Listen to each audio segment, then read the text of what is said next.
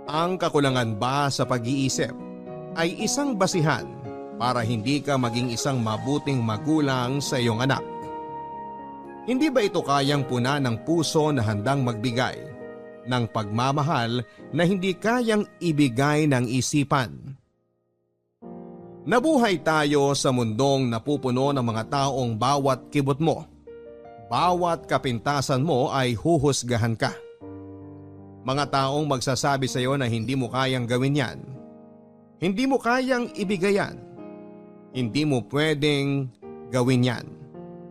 Mga taong walang ibang ginawa kundi ang limitahan ang kakayahan mo dahil binabase nila ito lahat sa nakikita ng kanilang mga mata kahit na hindi ka pa nila lubos na kakilala. Minsan nakatikim na rin ng panghuhusga ang mahal sa buhay ng ating letter sender na si Ana. Minsan sinira ng panghuhusga at panglilimita ang sana ay masaya nilang pagsasama ng kanyang nakagisnang ina. Handa ka bang makilala siya?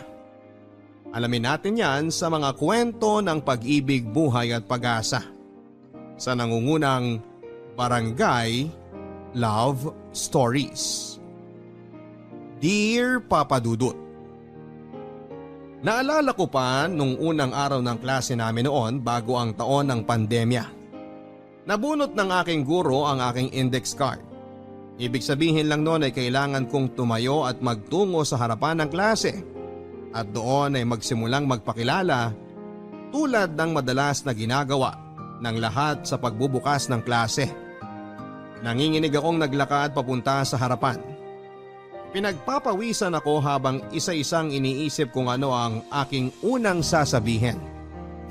Paano ko nga ba ipapakilala ang aking sarili na maiintindihan at matatanggap nila?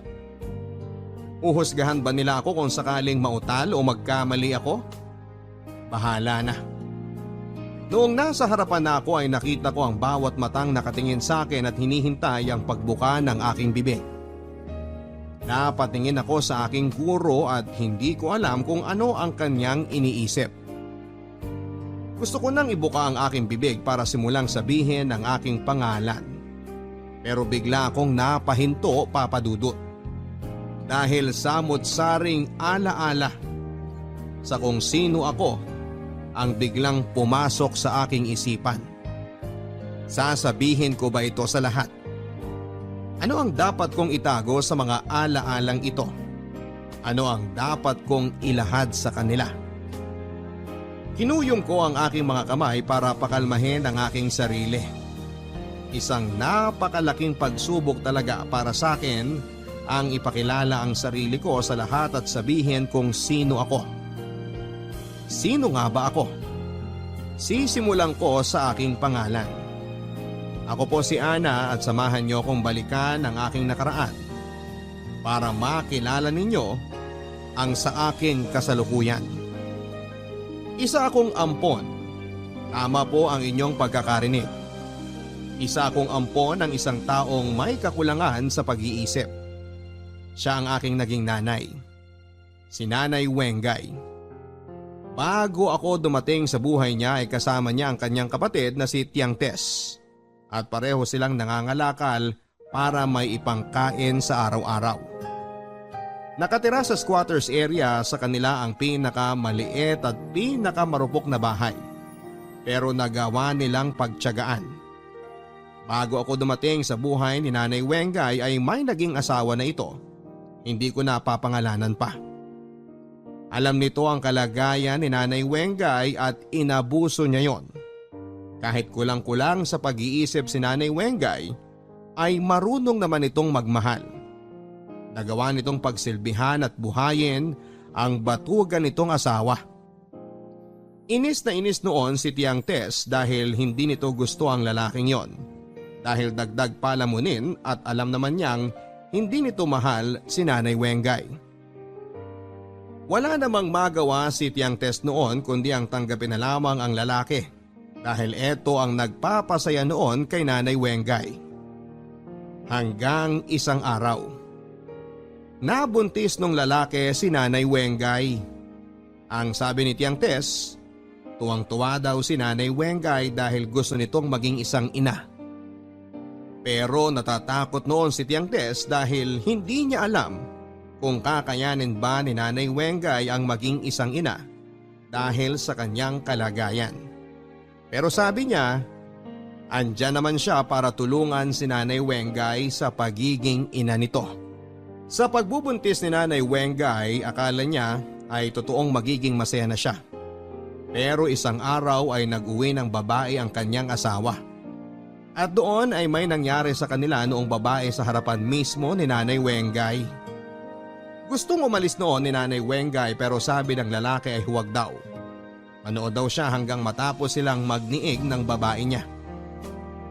Iyak nang iyak si Nanay Wengay noon hanggang sa dumating mula sa pangangalakal si Tiang Tess at nakita niya ang ginagawang pambababoy ng lalaki. Galit na galit itong pinagsasampalang lalaki. Pinigilan ni Nanay Wengay si Tiang Tess sa kanyang ginagawa pero ayaw magpapigil ni Tiang Tess. Lahat ng galit nito sa lalaki ay binuhos niya sa pagsampal at pagsipa. Nang hindi na nakapagtimpi pa ang lalaki ay sinuntok nito si Tiang Tess at sa init ng ulo nito ay nasuntok din niya si Nanay Wengay sa tiyan.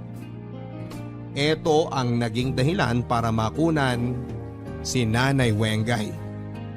Mula noon ay hindi na nagpakita pa ang lalaki at ang huling balita nila ay nagsama na sila noong babaeng inuwi nito sa bahay ni Nanay Wengay. Na-depress ng todo si Nanay Wengay sa pagkawala ng lalaki at lalong-lalo na ng kanyang sanang magiging anak. Ilang linggo itong halos hindi kumakain. Alalang-alala si Tiang Tess sa kanya dahil sobra na ang pamumutla at kapayatan nito. Sinubukan niyang kausapin ito para pagaanin ang loob niya.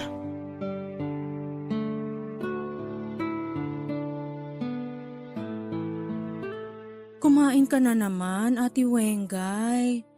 Kahit konti lang. Ayoko. Ayoko eh. Halos butot balat ka na eh. Yan ba ang gusto mong gawin sa sarili mo? Hayaan mo na ako. Wala akong kwenta. Huwag mong sabihin yan, ate. Nandito pa ako. Mahal kita. Kaya natin to. Wala na yung baby. Wala na. Alam ko. Hindi ko alam kung anong klaseng sakit yung nararamdaman mo ngayon pero lumaban ka. Lumaban ka para sa atin.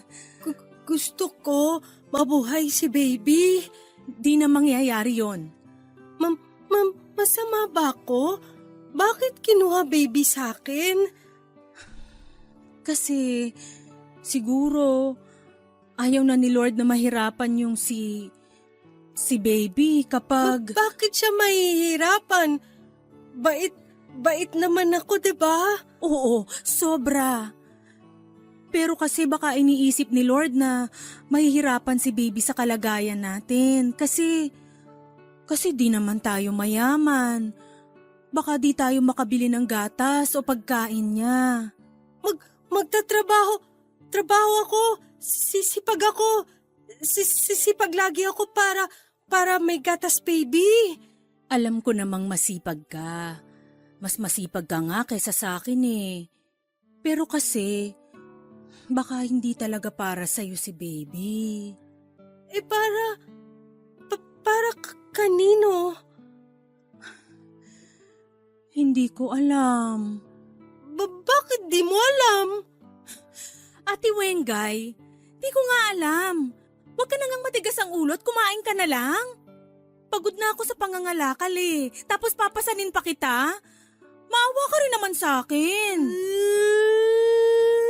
Sorry Ate Wengay, sorry. Di ko sinasadya. Pagod lang ako eh. Mamatay na lang ako para di ako pahirap sa'yo, Tess.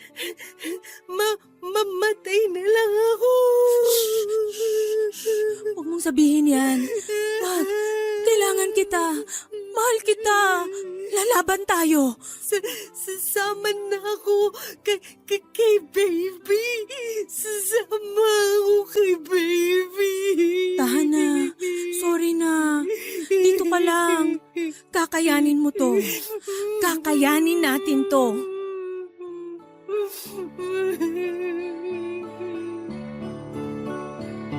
Ayon kay Tiang Tess, gabi-gabing araw naririnig si Nanay Wengay na nagdarasal ng malakas bago matulog. Laging nananalangin na sana ay bigyan pa siya ng isang baby na mamahalin at aalagaan niya. Nakaramdam ng lungkot si Tiang Tess tuwing naririnig niya ang mga dasal ni Nanay Wengay. Dahil alam niyang imposibleng matupad ang mga yon, pero hinahayaan na lamang niya ito. Ayaw niyang durugin ang pangarap ni Nanay Wengay na maging isang ina. At kung eto ang magiging dahilan para araw-araw piliin ni Nanay Wengay ang mabuhay, ay hahayaan niya ito. Hindi alam ni Tiang Tess na ang bawat gabi-gabing dasal ni Nanay ay magkakaroon ng katuparan. Dito na ako papasok sa buhay nila. Isang gabi, alalang-alala si Tiang Tess kung saan ba nagpunta si Nanay Wengay. 11:00 na ng gabi noon at wala nang dahilan para manatili si Nanay Wengay sa lansangan. Tapos na ang oras ng pangangalakal nila. Pero wala pa rin si Nanay Wengay. Lumabas na noon si Tiang Tess para ipagtanong-tanong si Nanay sa mga kapitbahay. Pero wala ni isa sa kanila ang nakakaalam kung nasaan nga ba ito. Walang nagawa si Tiang Tess kundi ang maghintay kay Nanay Wengay. Nagdasal na lamang ito na sana ay walang masamang nangyari dito. Alauna na ng madaling araw ay narinig na niya ang nagmamadaling pagkatok ni Nanay Wengay sa pinto ng kanilang bahay.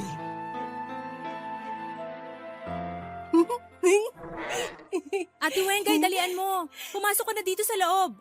San ka? Tess! Teka, saan mo nakuha yung sanggol na yan?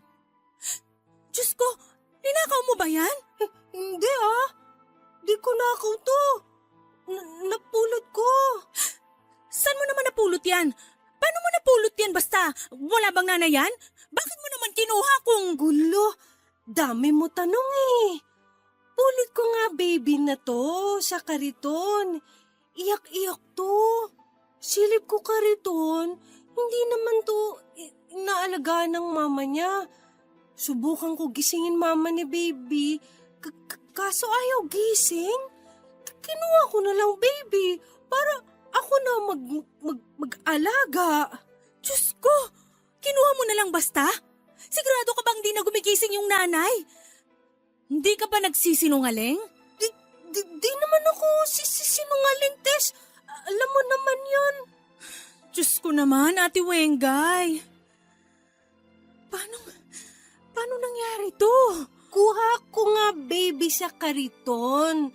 Ayaw na nga gising ng mama to, kaya kuha ko siya. Wawa naman baby. Maupo ka nga muna rito sa loob. Akin na to. Baby ko na to. Hindi pwede, Ate Wengay. Delikado yan. Baka may maghanap sa sanggol na yan. Sigurado hahanapin niya ng nanay niya. Wala hahanap, baby. Di na nga gising mama niya to. Ayaw talaga gising kahit kalabit ko ng malakas eh. Ay, mabait si Papa Jesus, Tess. Kasi sabi ko, gusto ko baby na bago. Yung baby na kapalit ng baby ko. Ate Wengay. Tapos ito kita ko.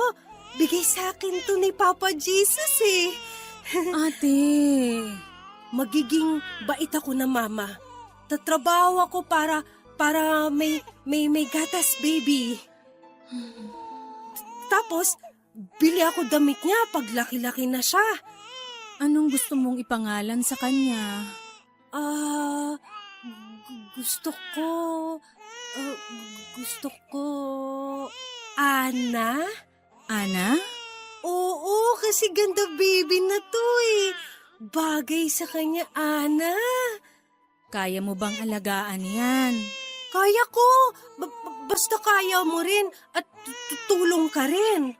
Patingin nga ng baby Ana mo. Dahan-dahan ha, baka masaktan baby.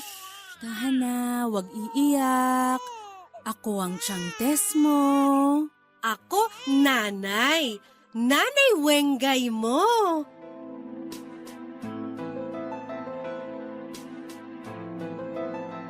At dito na nga ako pumasok sa buhay ni Nanay Wengay at Tia Tess. Itinuring nila akong para nilang anak. Nung una ay sinubukang hanapin ni Tiang Tess ang aking mga magulang. Hinanap din niya ang sinabi ni Nanay Wengay na kaniton kung saan niya ako nakuha. Para na rin makumpirma kung hindi ba talaga nagising ang sinabing nanay ko. Pero wala siyang nahanap o nabalita ang nanay na hindi na gumising at wala rin siyang nakitang kariton doon sa lugar kung saan daw ako nakuha ni Nanay Wengay. Bigo si Tiang Tess. Kaya naman siguro naisip niya na baka nga inadya ng pagkakataon na makita ako ni Nanay Wengay para maging parte na ng pamilya nila. Nagtulungan sila para mapalaki ako. Wala silang kaalam-alam sa pagpapalaki ng sanggol pero sinubukan nila ang lahat ng makakaya nila, lalo na si Nanay Wengay na nakatutok sa akin buong magdamag. Sinasama ako nito sa kanyang pangangalakal at hindi niya ako hinahayaang mawala sa paningin niya. Masyado na itong natroma sa pagkawala ng kanyang anak at ayaw na nitong maulit yon. Kahit kulang-kulang sa pag-iisip ang Nanay Wengay ko, naramdaman ko naman na buo ang pagmamahal nito habang lumalaki ako. Sinubukan akong palakihin at buhayin ni Nanay Wengay sa paraang alam niya. Ginagabayan lang siya ni Tiang Tess sa kung ano ang dapat gawin pero mas madalas na mas nasusunod si Nanay Wengay dahil gusto niya na siya talaga ang maging nanay sa akin. Ang sabi ni Tiang Tess noon ay laging napupuyat si Nanay Wengay dahil sa akin. Para ipagtimpla ako ng gatas at madalas sumasama ang aking tiyan dahil hindi matansya ni Nanay Wengay ang gatas na ilalagay sa aking feeding bottle. Pero nang tumagal ay natutunan naman niya. Maagang gumigising si Nanay Wengay para kumustahin at kargahin ako. At tuwang-tuwa siya sa akin kahit madalas ay wala itong tulog. Ganado rin daw itong lumabas para mangalakal para may maiuwing pambili na mga kailangan ko. Natutuwa si Tiang Tess na nakikita si nanay ng ganito. Alam ni Tiang Tess na gusto talagang maging mabuting ina ni Nanay Wengay sa akin. Kaya nagtiwala ito na mapapalaki niya ako ng maayos. Sa pangangalakal ng basura ni Nanay Wengay, madalas itong makapulot ng mga sirang laruan na pinagsawaan at itinapon na. Tuwang-tuwa si nanay noon kapag nakakahagilap ng mga ganito. Madalas sirang trak-trakan o kaya ay manika na kinalbo at sinulatan ng marker ang mukha. Inuuwi niya ang mga yon at hinuhugasan ng maigi bago ibalot sa dyaryo para iabot sa akin at kunwari ay magmukhang regalo galing sa kanya. Noong musmus pa lamang ako ay tuwang-tuwa na ako sa ganito. Hindi ko alam na napulot lamang pala ni Nanay Wengay ang mga yon. Hindi lamang mga laruan ang madalas na mapulot ni nanay, kundi pati na rin mga pagkain. Yung mga tira-tirang pagkain na nakikita niya kung saan-saan ay inuuwi rin niya para ipakain sa akin. Yung mga nakagatang burger, mga hindi naubos na fried chicken at soft drinks. Basta kahit na anong pagkain na sa tingin niya ay magugustuhan ko ay inuuwi niya. Na naging dahilan para mapahamak ako. Kain mo ito, Ana. Ano po yan, Nay? Pagkain to, Ana. Masarap to, Ana. Nakita ko sa dyan sa iba na kain nila to eh. Nay, bakit po parang mabaho? Hindi. Ganyan amoy talaga niyan, anak. Baka po sumakit na naman ang tiyan ko dito, Nay, ah. Hindi, Ana, hindi. Hinugasan naman ni nanay yan eh, bago ko ibigay sa'yo. Malinis yan, Ana. Malinis. Mukha naman pong masarap, Nay. Pag gusto mo pag ganyan, hanap ulit ako. Marami ganyan dun sa malapit bilihang tubig, Ana. Marami ganyan. Opo, kuha po kayo sa susunod para mabigyan din po si Chang Tess, ha? Oo, Ana. Kuha ko marami sa susunod. Ana, Tsaka kayo rin po, dapat may kainin din po kayo. ayos lang ako. Ana, basta kita masaya, marami kinakain. Salamat po, Nay. Oo, kainin mo na yan. Para busog, Ana. Sige po. Hindi ko makakalimutan ang pagkakataon na yon, Papa Dudut. Bata pa ako noon pero kapag binabalikan ko yung pangyayaring yon ay malinaw pa sa aking alaala. Malinaw din ang lasa ng bulok na karne na yon na pinakain sa akin ni Nanay Wengay. Pinilit ko lang ubusin dahil nakatingin ito sa akin at masayang masaya dahil ang akala niya. Matutuwa at masasarapan ako sa pagkain na ibinigay niya. Pero sa totoo lang ay gusto ko nang iluwa yon. Bakit nga ba hindi ako nagreklamo noon? Bakit nga ba pinilit kong nguyain ang nanlalagkit na karne habang pilit na hindi humihinga para hindi ko maamoy ang masangsang na lasa nito sa aking bibig bago ko lunukin? Bakit nga ba? Hindi ko rin alam. Siguro dahil maganda ang pagpapalaki nila sa akin at natuto ako na magtiwala na basta kainin kung ano ang nakahain. Nakatingin lang ako at nakangiti kay Nanay Wengay habang kinakain ang ibinigay niyang pagkain. Hindi ko naman kayang sabihin sa kanya na hindi ko gusto ang ibinigay niya dahil tiyak na magdaramdam ito. Hindi pa ako masyadong pamilyar sa konsepto ng panis na pagkain noon dahil bata pa ako. Pero dahil sa amoy ng karne ay parang naramdaman ko na may mali. Ilang beses na rin naman akong nabigyan ni Nanay ng panis na pagkain kaya akala na rin siguro ng isipan ko ay normal yon.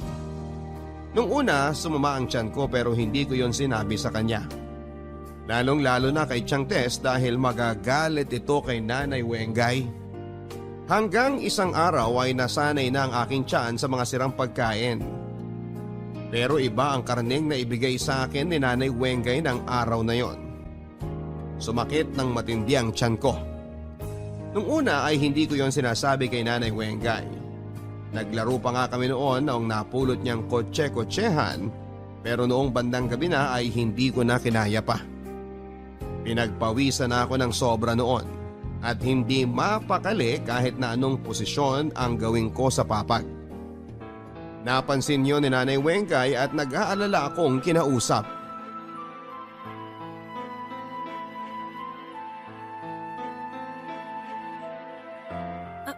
Anak? Ana? Ayos ka lang, Ana? Opo, Nay. Opo. Bakit ka pawis, Ana? Mainit ba? Hindi po. Gusto mo paypay ka ni Nanay, Ana? Hindi na po, Nay. Matulog na po kayo. Di ako makatulog kung ganyan, Ana eh. Hindi lang po kasi ako makatulog, Nay. Gusto mo kanta ka ni Nanay ng maganda kanta, Ana?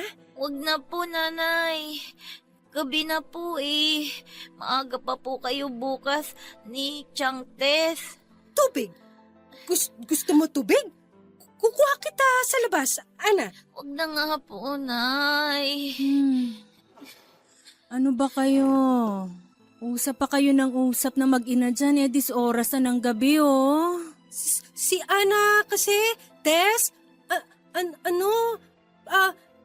pinagpapawisan? Paypayan mo. Alam mo namang mahina ang ventilador para sa ating... Anak? Anak? Ano nangyari? Anak? Anak? Ay! Diyos ko! Ano ba nangyayari? Huwag ka mamamatay, anak! Huwag mo masyadong alugin. Buksan mo yung bintana para makapasok ang hangin. Huwag mo hahayaan mamamatay. Anak ko, Tess! Bakit mo naman gagawin yon? Diyos ko! Bakit naglalamig ang katawan ng batang to? Anak! Anak! Gising! Anak! Ano gagawin natin, Tess? Ano gagawin? Pumunta na tayo ng ospital. Iba na ang pawis at pamumutya niya. Dali!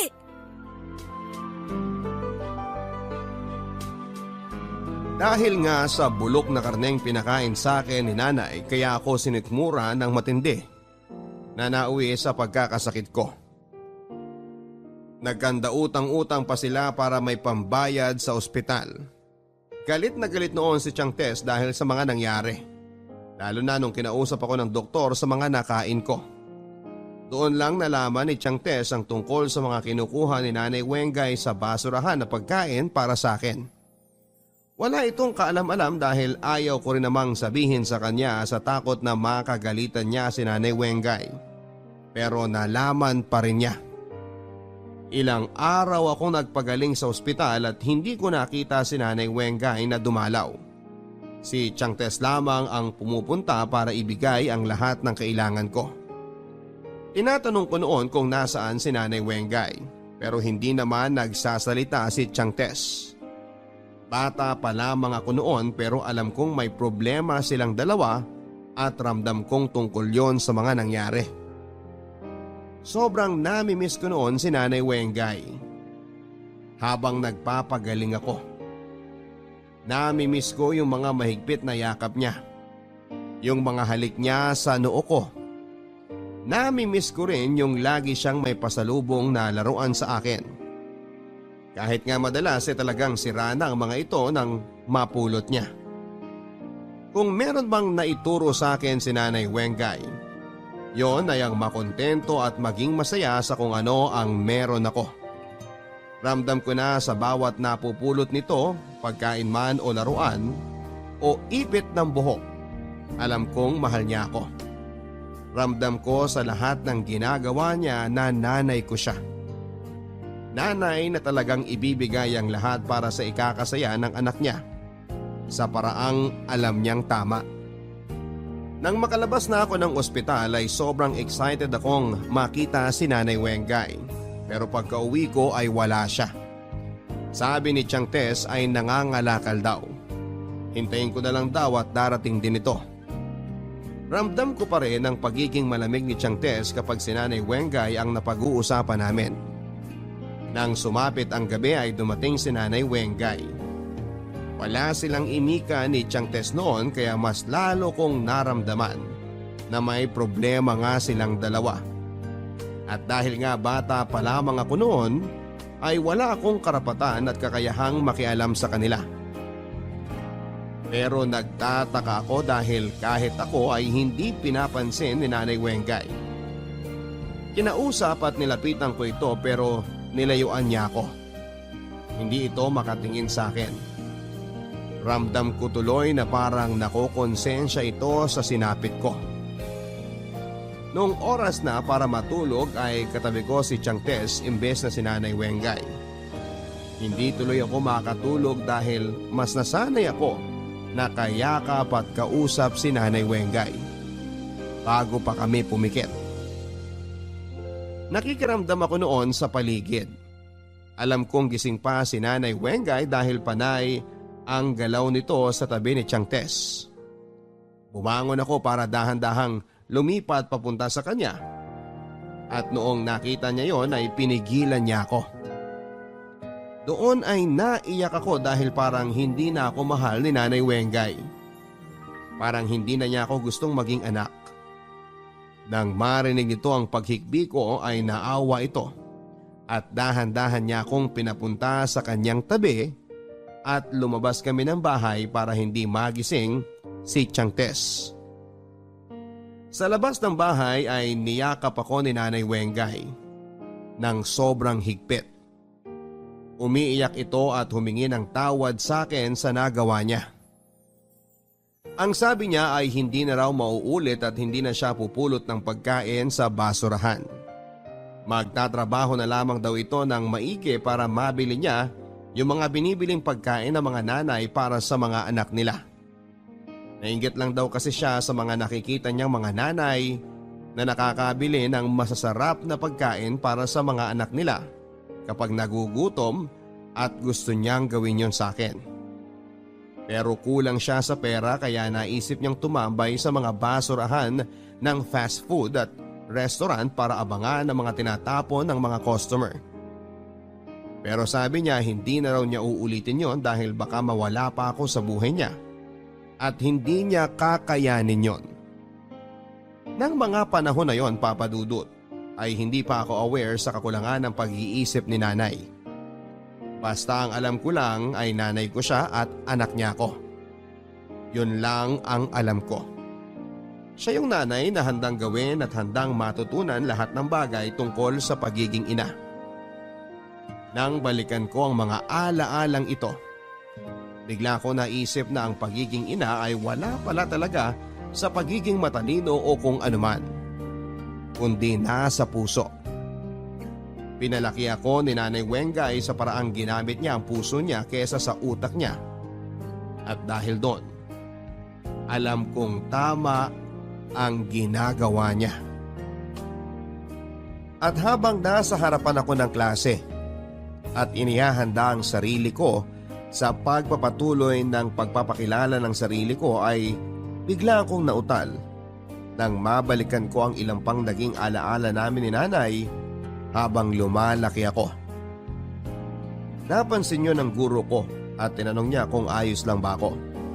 Tumango ako at sinabing opo.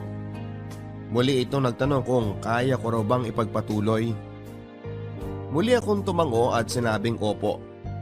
Muli kong pinabalik ang aking isipan sa nakaraan para balikan ang panahong lumalaki ako kasama ni Nanay Wengay. Habang lumalaki ako noon ay nagkakamalay ako at mas nauunawaan ko ang totoong kalagayan ni Nanay Wengay. Unti-unti rin ay sinasabi na sa akin ni Tiang Tess ang tungkol kay nanay. Kaya habang lumalaki ako, alam ko na kung ano ang kulang sa kanya at alam ko na kung paano ko siya iintindihin. Madalas papadudot na ako ang nagiging bantay nito dahil hindi na siya masamahan ni Tiang Tess sa pangangalakal dahil nakuha na itong tagabantay ng isang maliit na karinderya malapit sa amin. Kaming dalawa na lamang ni Nanay Wengay ang nangangalakal. Tinuruan na nila ako dati pa, kaya naman wala akong arte sa pagkuha sa mga basurahan na mga pwede pa naming pakinabangan at ibenta. Tumibay na nga rin ang resistensya ko dahil sa mga dumi na nakakasalumuha ko sa araw-araw. Masaya ako na nakakasama si Nanay Wengay at alam kong mas doble ang saya niya na nakakasama niya ako. Sa aking paglaki ay marami akong bagay na naiintindihan habang tumatagal. Alam ko na hindi magiging normal ang buhay ko paglaki at ayos lang yon noong una. Pero noong mas nauunawaan ko na at mas alam ko na ang kailangan ko sa buhay, ay nagsimula akong makaramdam ng kakulangan. Saan nga ba ito nagsimula? Ganito po kasi yon, Papa Dudut. Minsan ay napadako kami sa isang elementary school para mangalakal. Saktong uwian noon kaya marami kaming mga estudyanteng nakita at nakasalubong.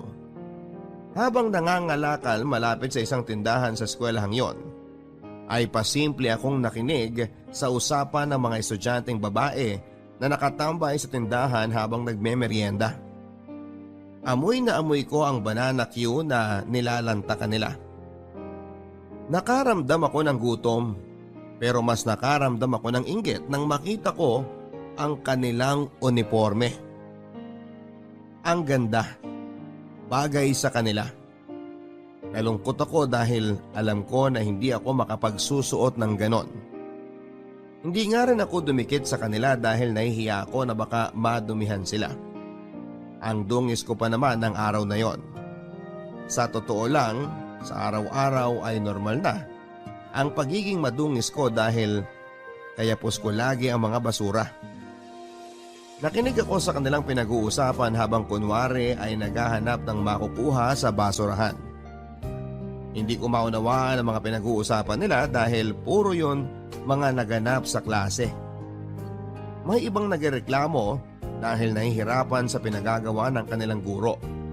Samantalang ang iba naman ay tuwang-tuwa dahil mataas daw ang nakuhang grado sa isang subject. Wala akong maintindihan noon talaga sa mga sinasabi nila. Pero gusto ko lang makinig at sa puso ko, gusto kong maranasan ko rin ang mga naranasan nila. Gusto ko rin makapag-aral kahit alam kong imposible yon. Mula noon ay lagi na akong nalulungkot. Lalo na kapag napapadako kami ni Nanay Wengay sa mga eskwelahan. Panay ang tingin ko sa mga lumalabas na estudyante habang bitbit ang kanilang bag. At masayang nagtatawanan. Inggit na inggit ako noon. Ang tanging nagagawa ko na lang ay mag-imagine ng ganun din ako. Na estudyante ako at may maganda akong uniforme at bag. Sa una ay natutuwa ako at napapangiti. Pero kapag tumatagal ay nararamdaman kong muli ang lungkot dahil alam kong hanggang doon lang ang kaya kong gawin. Napansin ni Nanay Wengay ang pagiging bugnutin at malungkutin ko. Kaya minsan ay natanong ako nito pero hindi ako umimik. Bukod sa hindi naman niya naiintindihan ang hinaing ko, ay alam ko namang wala siyang magagawa. Lilipas din yon ang sabi ko sa sarili ko. Pero kailan kaya? Dahil habang tumatagal, mas lalo kong gustong maging normal na bata. Gusto kong makapag-aral. Gusto kong maranasan na maging estudyante.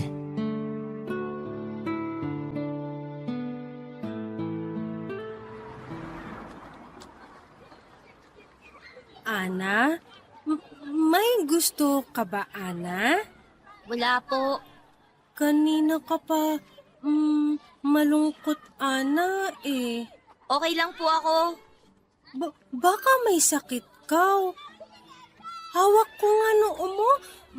Baka init siya, Ana, eh. Hindi po. Okay lang po ako. Di ka naman ganyan kanina.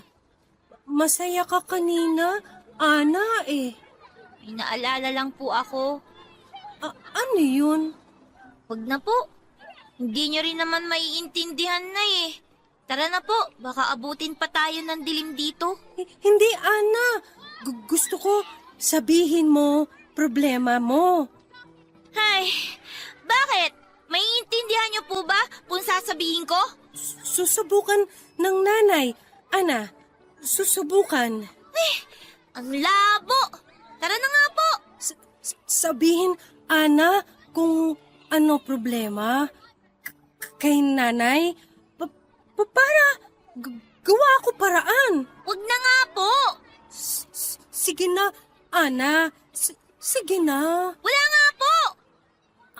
Ana, di ka naman... Gusto kong maging normal na bata. Gusto kong matutong magsulat. Gusto kong matutong magbasa. Gusto kong magsuot ng pulang palda na uniforme sa school. Gusto ko din magkaroon ng mga kaklase na makakasabay ko pag-uwi. Hindi gaya ng ginagawa ko na imbis na lapis ang hawak ko eh. Basura! Basura! Gusto mo yung parang sa school? Tara na nga po! Kalimutan niyo na lang po yung sinabi ko. Bakit ba nagsayang pa ako ng laway? Alam kong naiinis kayo sa mga nangyaring ito at humihingi ako ng tawad. Bata pa ako noon at mas inuuna ko ang emosyon ko. Tao lamang naman ako. Nakakaramdam din ng lungkot at kakulangan. Alam kong napakasama ng ginawa kong yon kay Nanay Wengay at nakonsensya naman ako pagkatapos. Nang mga sumunod na araw ay hindi muna ako sumama kay Nanay Wengay sa pangangalakal. Ang sabi ko noon ay doon muna ako sa bahay para magbantay at maglinis. Hindi naman ito nagpumilit pa.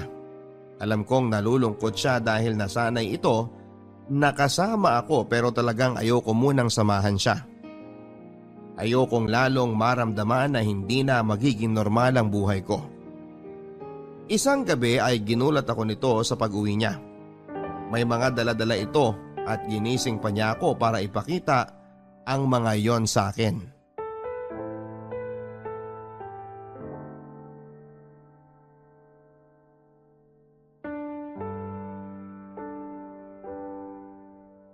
Ana?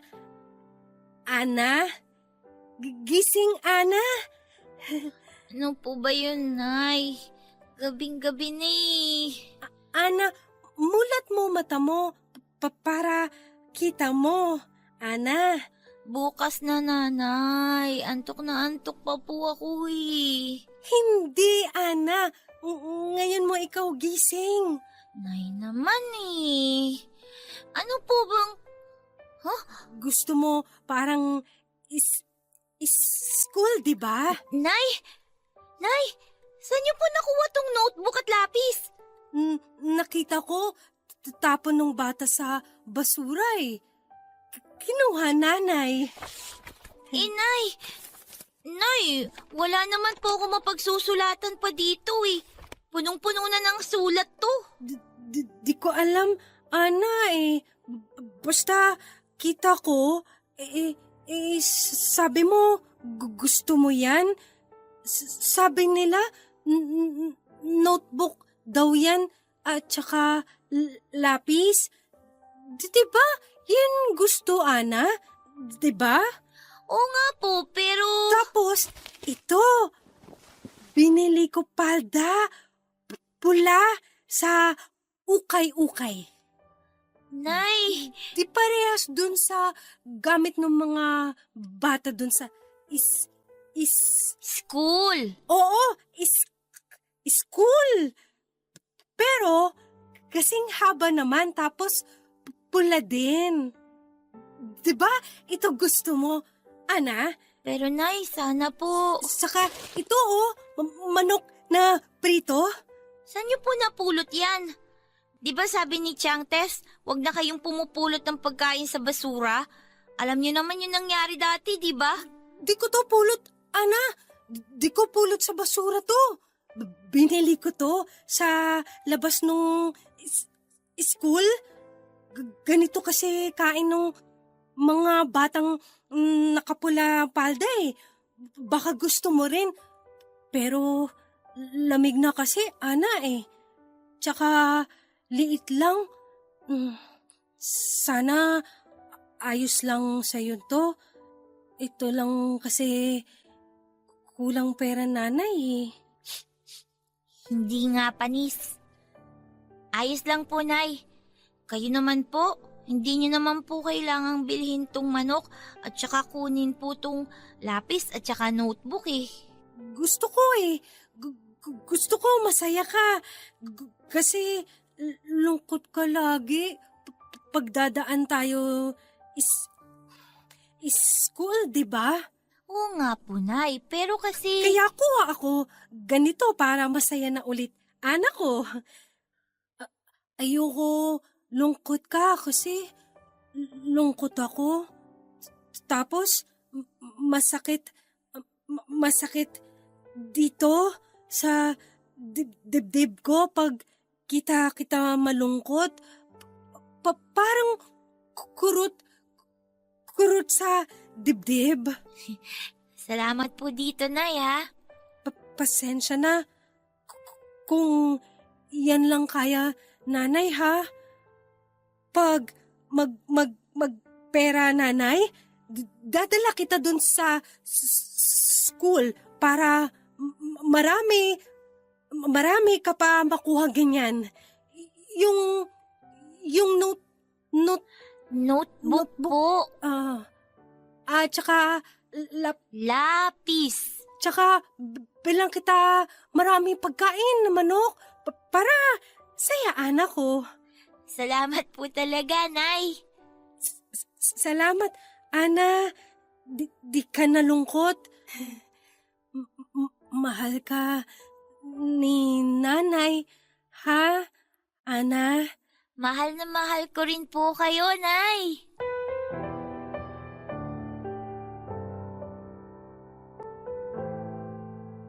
Para akong kinurot sa dibdib nang balikan ko ang pagkakataon na yon. Naalala ko pa ang pasirang notebook na wala ng spasyo pa para sulatan at ang pudpud na lapis na alam kong hindi ko rin naman magagamit na panulat. Naalala ko pa ang saya sa mukha ni Nanay Wengay habang tinitingnan naming pareho ang laman ng notebook. Kahit pareho naming hindi maunawaan at mabasa ang mga nakasulat doon. Basta masaya kami ng gabing yon habang naghahati sa pritong manok na binili nito sa akin. Ang paldang pula na nabili nito na malayong malayo talaga sa itsura nung uniforme sa eskwelahan na nakita ko dati. Yon ang pinasuot nito sa akin. Hindi yon kasya dahil sobrang laki nito para sa akin. Pero ngumiti ako at pinaramdam sa kanya na ito ang pinakamagandang palda na naisuot ko sa buhay ko. At nakita ko, Papa Dudut, ang kakaibang saya sa kanyang mata. Dahil nakita niya na masaya ako. Unti-unti ay tinanggap ko na ang katotohanan na ganito na nga ang magiging buhay ko, Papa Dudut. Hindi na ako magreklamo pa dahil masaya naman ako sa piling ni Nanay Wengay at Tiang Tess. Hindi lahat ay nakakakuha ng ganitong klase ng pagmamahal, lalo na yung galing kay Nanay Wengay. Lagi niyang inuuna ang pangangailangan ko kesa sa sarili niya. Hindi na ako maghahanapan ng iba. Muli na namang bumalik ang saya ko habang kasama si Nanay Wengay. Nagtuloy-tuloy kami sa pangangalakal at madalas nga ay tumatambay kami sa mga eskwelahan at nakatingin sa mga bintana ng mga classroom. Nakikitingin kami sa mga ginagawa nila at sa mga sinusulat sa pisara. Nakikisayaw at nakikikanta rin kami. Hinahayaan naman kami ng mga guro. Hindi naman nila pinagdamot yon at nagpapasalamat ako doon. Hindi namin yon sinasabi kay Tiang Tess dahil baka masamain ito at isipin na masyado akong pinapaasa ni Nanay Wengay sa mga bagay na hindi ko makuha. Ayokong awayin pa niya si Nanay Wengay dahil sa kakarampot na kaligayahan ko. Sa paglipas pa ng ilang buwan, napapansin kong madalas na akong hindi sinasama ni Nanay Wengay sa pangangalakal at madalas na napapansin ko na naglilihim ito sa akin sa kung saan siya nagpupunta. Madalas ay ginagabi pa ito ng husto. Nakakaligtaan na nga rin siya ni Tiang Tess kasi nag-aalala ito dahil pareho naming hindi alam kung saan siya nagpupunta. Napakadelikado pa naman ang mundo para sa mga katulad ni Nanay Wengay.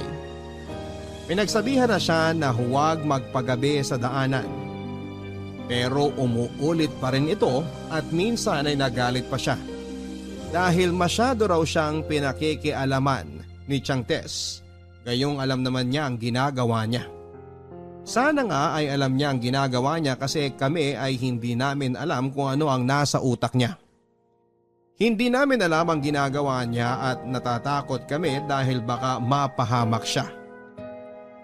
Hinahayaan namin siya sa ginagawa niya at sa mga pinupuntahan niya. Dahil minsan ay nagwala ito sa galit dahil sa mga pagtatanong namin. Basta pinapaalalahanan lang namin siya na mag-ingat sa mga pupuntahan niya. Minsan sa pag-uwi niya isang gabi ay naabutan ko ito. Dahan-dahan pa itong nagbukas ng pintuan para hindi kami magising. Pero ang hindi niya alam ay hindi pa ako natutulog at talagang sinadya akong huwag matulog para makausap siya. Gulat na gulat ito nang makita ako na nakaabang sa harap ng pintuan sa pagbukas niya. Pinaramdam ko sa pagtatanong sa kanya na hindi ako okay na buong araw itong nawawala at umuuwi ng alanganing oras sa gabi. Hindi naman ito nakipagtalo pa sa akin. Kung si Tiang Tess siguro ang nagtanong ay malamang ay magwawala ito. Pero alam niyang ako ang kahinaan niya kaya humingi ito ng sorry dahil sa ginawa niya. Tinatanong ko siya kung ano ba ang ginagawa niya pero hindi ito sumasagot. Tinanong ko kung kumain na ba siya at ang sabi niya ay hindi pa. Kaya naman binuksan ko ang sardinas na nabili ko kanina para sa kanya. May biskwit pang natira noong nakaraan kaya pinagsama ko na yon para makadagdag sa sardinas. Gutom na gutom itong nilantakan ng sardinas at biskwit. Halos mabulunan ito sa kinakain niya kaya naman ikinuha ko kaagad siya ng tubig. Nang matapos siyang kumain ay sinabi nitong isasama niya ako bukas sa pangangalakal. Natuwa naman ako at matagal ko nang hindi nakakasama si Nanay Wengay sa pangangalakal. Sabay kaming nahiga noon at mahigpit ang naging yakap niya sa akin ng gabing yon. Walang gabi na hindi niya ako niyakap kapag matutulog kami. Pero nang gabing yon ay iba yung klase ng higpit ng ginawa niyang pagyakap na para bang may kinakatakutan nito at sa akin siya kumukuha ng lakas. Kinabukasan ay maaga kaming gumising. Nagbilin lang si Tiang Tess sa aming mga gagawin at saka umalis na rin ito. Makalipas ang 1 oras ay kami naman ang umalis ni Nanay Wengay. Naaalala ko pa bago kami umalis ay sinuklay nito ng paulit-ulit ang buhok ko at saka tinalian ng pulang panali. Kumuha din ito ng pulbos at pinahid sa mukha at leeg ko. Ang bango-bango ko ng araw na yon, pinasuot din niya ang pinakamagandang damit na meron ako. Pinulbuhan ko rin siya sa mukha at natatawa kaming pareho dahil hindi pantay ang ginawa kong pagpahid ng pulbo sa kanyang pisngi. Nang lumabas kami ng bahay ay hinawakan nito ng mahigpit ang kamay at saka nagsimula ng maglakad. Alam ko papadudot na papunta kami sa tambakan ng basura sa ikalawang kanto mula sa aming bahay. Pero nag-iba ang direksyon ni Nanay Wengay. Nagtaka ako at nagtanong sa kanya. Ngayon lang namin ginawa ang lumihis ng direksyon para mangalakal.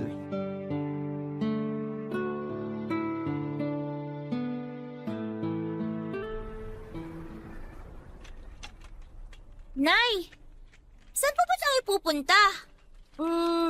Magkakalakal tayo, Ana. Pero Nay, lumagpas na po tayo dun sa pupuntahan natin. Hindi naman, Ana. Lumampas na po tayo, Nay. Magsisinungaling pa kayo eh. Di ako sinungaling, Ana. Saan nga po ba tayo pupunta? Basta sunod ka na lang, Ana, Nay, mamaya mapahamak tayo dun sa pupuntahan natin ha. Hindi ko po kabisado dun. Ako, alam ko to, Ana. Alam ko pupuntahan natin. Saan nga po? Mamaya malaman ni Tiang Tess na lumagpas po tayo kung saan lang tayo pwede mga lakal. Hindi mo sasabihin, ha? Kaya di niya malalaman. Saan nga po tayo pupunta? Ang dami na nating nalagpas ng mga basurahan, Nay. Sayang naman po yun. Baka maunahan pa tayo dun sa mga bote at saka dyaryo at kung ano-ano pa na pwede nating makuha. Marami pa tayo makikita. Tsaka madadaanan na iba. Wala na po tayong madadaanan na iba, Nay. Mukhang wala ng mga kalat at basura dito sa mga dinadaanan natin eh. Hahanap tayo. Ang nanay talaga napakakulit. Oh, bakit po tayo huminto dito? Ana? Anak ko? Bakit po? Mahal ka ni nanay, ha? Alam mo yon, Ana? Oo naman po. Lagi naman niyo pong sinasabi sa akin yan eh. Ang nanay gusto lang na masaya ang Ana. Alam ko po yun, Nay. Lahat gagawin nanay para sa'yo, Ana. Nay? Ano po bang... Di gagawin nanay ang masama. Gusto niya maging ganda buhay, Ana. Nay, ano po bang nangyayari sa inyo? Bakit po kayo umiiyak?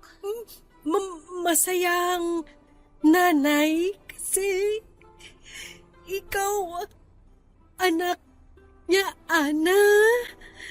Masaya rin po ako kasi anak po ninyo ako. Mahal na mahal kita, anak ko. Mahal na mahal din po kita, Nay. Sunod lang kau sa akin ngayon, ha? Di ka magtatanong, Ana, ha? Sunod lang kay nanay. Sige po.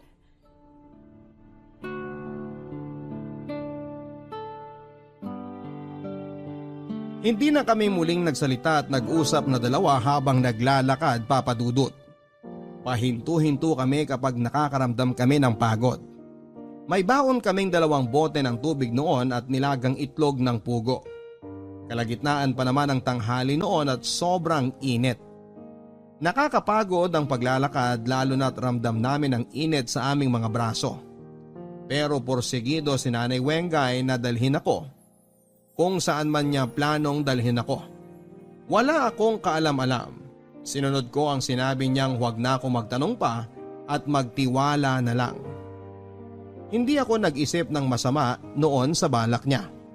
Ang iniisip ko lang noon ay baka may nakita itong magandang pasyalan o kaya naman ay bagong eskwelahan para makakita ako ng mga bagong uniforme ng mga estudyante.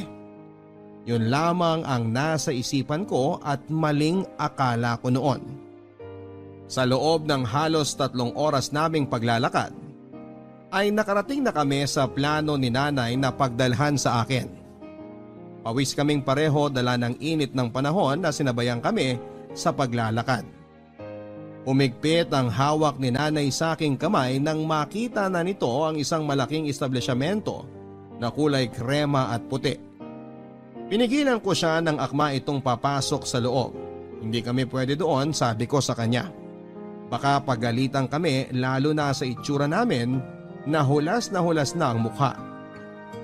Umiling ito at sinabing ayos lang. Hinihintay na raw kami sa loob.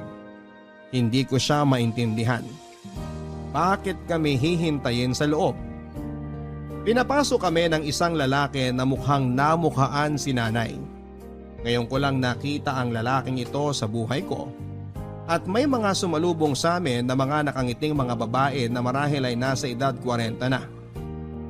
Naguguluhan ako dahil hindi ko alam kung paano nakilala ni Nanay ang mga ito. Sino ba sila?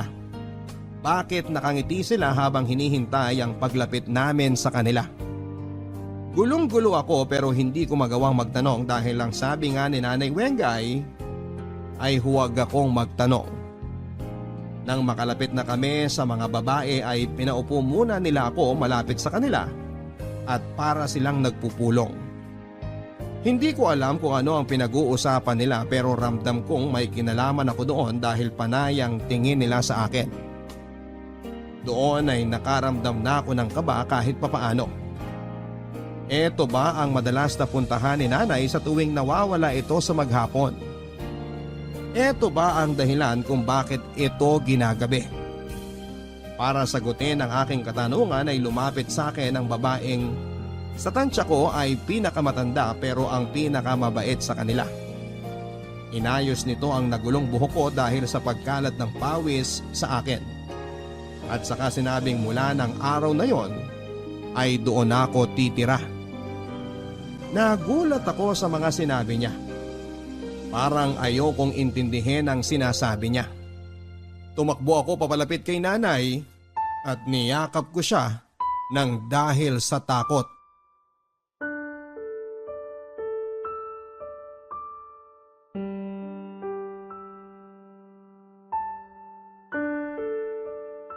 Nay, ano po yung sinasabi nila na dito na daw po ako titira? Dito na ikaw tira, Ana. Hindi ko po kayo maintindihan eh. Dito, Ana. sabi nila, alagaan ka, Inaalagaan naman ninyo ako ah. Bakit po ako dito titira? Hindi po ba pwede na kasama ko po kayo ni Chang Tess dito? Hindi, Ana, hindi. Iiwan niyo talaga ako dito, Nay? Oo, Ana, Bakit niyo po ako iiwan dito? Ayaw niyo na po ba sa akin? hindi. Mahal ka nga, nanay, kaya ka andito, Ana. Hindi ko po kayo maintindihan na eh. Bakit niyo po ako iiwan dito? May ginawa po ba ako masama? Wala, anak. Di ikaw gawa masama. Mabait ikaw, bata, Ana. Alam mo yan. Dahil ba makulit ako? Dahil madami po ba ako kumain? Hindi, anak. Eh bakit nga po? Kasi, anak, mahal ka ni nanay, di ba? Kung mahal niyo po ako, bakit niyo po ako iiwan dito? Kasi, anak, dito, ganda buhay mo. Ayos naman po yung buhay ko sa inyo ni Chang Tess ah. Dito, sarap pagkain. Marami kanin daw sila dito eh. Kahit hindi na po ako magkanin, Nay, okay lang po. Dito, may mga laruan daw magaganda. Malaki na po ako. Kahit wala na po akong laruan, Nay, okay lang. Dito, makaka-school ka. Kahit na po hindi na ako mag-aral, Nay, okay lang din po. Hindi ayos yun kay nanay, Ana. Kasi gusto nanay, masaya ka. Maging maganda yung buhay mo. Maganda naman po yung buhay ko sa inyo, Nay eh. Hindi, anak eh. Hindi maganda kasi mahirap lang ang nanay. Basura lang ang hawak lagi. Hindi ka makakapag school kapag basura hawak nanay. Hindi po. Okay lang ako, Nay. Huwag niyo po akong bigay sa kanila. Anak, basta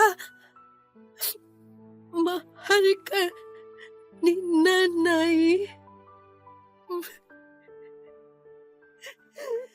Masakit tong dibdib nanay ngayon. Kasi iwan kita dito pero alam nanay, ito maganda sa'yo, Ana. Kasi, Ana, mahal ka, nanay.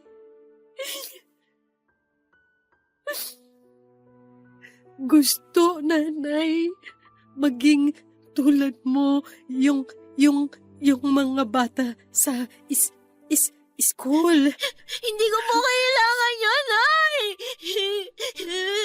Dito, suot ka nung palda na gusto mo, ha? Tapos, bibigyan ka nila bag. Tapos, mahaba yung lapis. Pwede ka sulat na. Nay! Huwag niyo po ako iwan dito, Nay! Kailangan, nanay, iwan ka para ganda buhay mo, Ana. Mahal ka, nanay. Tandaan mo lagi. Nanay, ako dahil sa'yo, Ana. Mahal ka, nanay. Wengay, ipapasok pa namin siya sa loob, ha? Halika na, ano? Huwag niyo po ako iwan dito, Nay! Nay! Nay! Huwag niyo ako iwan! Nay!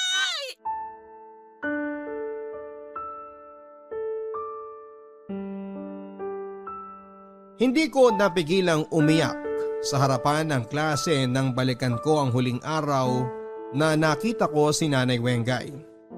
Tahimik ang lahat at hindi alam kung ano ang dapat gawin nang magsimula na akong umiyak. Kahit ang teacher ko noon ay hindi makaimik, pero ramdam ko ang simpatya niya sa kanyang mga mata.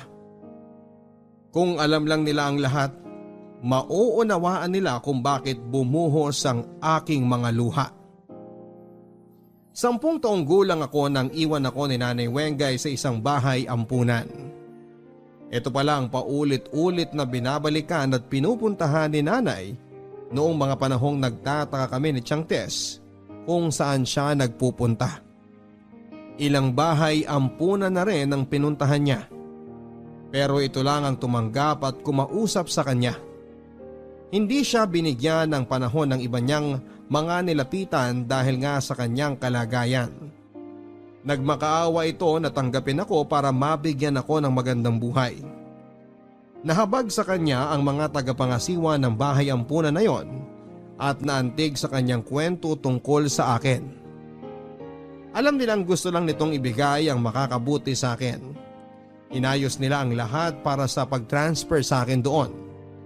Naalala ko pa na ilang gabi akong sumubok na tumakas para puntahan sina Nanay Wengay pero hindi ko nagawa. Ilang beses akong nahuhuli ng mga nangangasiwa doon. Gusto kong maging masama sa kanila para sila na ang kusang magpalaya sa akin. Pero sadyang mahaba ang kanilang pasensya. Pinaintindi nila sa akin na yon ang tahanan ko at balang araw ay makakahanap pa sila sa akin ng mas maganda at maayos na tahanan kapag may balak ng kumupkup sa akin. Ayoko. Sabi ko, ibalik nila ako kay Nanay Wengay pero tumanggi sila. Mas magiging maganda raw ang buhay ko sa kanila. Ayoko. Hindi ako naniniwalang magiging maganda ang buhay ko kung hindi ko kasama si Nanay Wengay at Tiang Tess. Sinubukan nilang ipaintindi sa akin ang sakripisyong ginawa ni Nanay Wengay para maging mabuti ang buhay ko. Pinaunawa nila sa akin, Papa Dudut, na ang planong yon ni Nanay ay isang patunay kung gaano niya ako kamahal. Nahanda niya akong pakawalan para makuha ako ng taong susunod na magmamahal at magbibigay ng magandang buhay sa akin. Sa paglipas ng panahon ay may umampon sa akin. At sila ang nagpaaral at nagpatuloy sa pagpapalaki sa akin. Yung mga gusto ni Nanay Wengay na mangyari sa akin ay ginawa nila. Pinihisan, pinakain, pinilahan ng magandang laruan at pinaaral. Mga bagay na hindi kayang ibigay ni Nanay Wengay sa akin sa poder niya. Oo, Papa Dudut, naging maganda ang buhay ko sa piling ng mga umampon sa akin.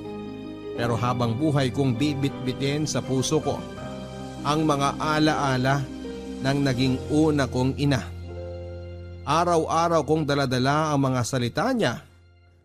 Ang masasaya niyang ngiti kapag nabibigyan niya ako ng laruan na napupulot niya sa basurahan. Kapag nabibilhan niya ako ng mga pagkain mula sa barya-barya niyang kinikita at kapag naipaparamdam niya sa akin, Papa Dudut, na isa siyang ina. Doon ko nakikita ang lubos na kaligayahan niya. Wala na akong naging balita pa sa kanila sa paglipas ng panahon. Pinigilan ako ng mga umampon sa akin na makibalita pa. Iba na raw kasi ang buhay ko. Sila na raw dapat ang buhay ko. Sinunod ko ang gusto nila pansamantala, Papa Dudut, habang nakatira pa ako sa kanila. Pero balang araw, kapag sapat na ang lakas ng loob at pera ko, ipinapangako kong hahanapin ko ang Nanay Wengay ko. Ipinapangako ko na kukunin ko siya at iaahon sa hirap. Pinapangako kong ibibigay ko lahat ng mga pinagkait sa kanya. Pinapangako ko na ipaparamdam ko sa kanya ang pagmamahal ng isang anak.